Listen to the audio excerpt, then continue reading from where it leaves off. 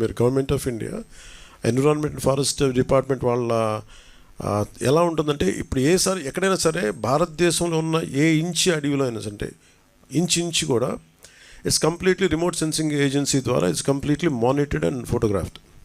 అంటే గత వారం ఎట్లా ఉంది, పోయిన వారం ఎలా ఉంది, రెగ్యులర్ మానిటరింగ్ ఉంటుంది.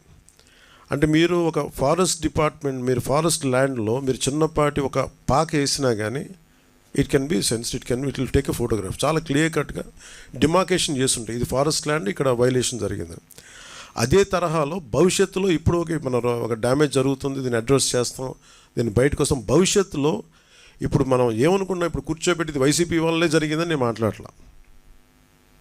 ఓకే, ఖచ్చితంగా వాళ్ళు గత ప్రభుత్వం వాళ్ళు ఉన్నప్పుడు 5 సంవత్సరాలు వాళ్ళు ఉన్నప్పుడు వాళ్ళు నిజంగా కొంత మనకి ముఖ్యంగా వాటర్ ఇరిగేషన్ ప్రాజెక్ట్స్ సంబంధించి కానీ ఏదైనా సరే వాళ్ళ నిర్వహణ లోపం చాలా, వాళ్ళు సరిగ్గా డబ్బులు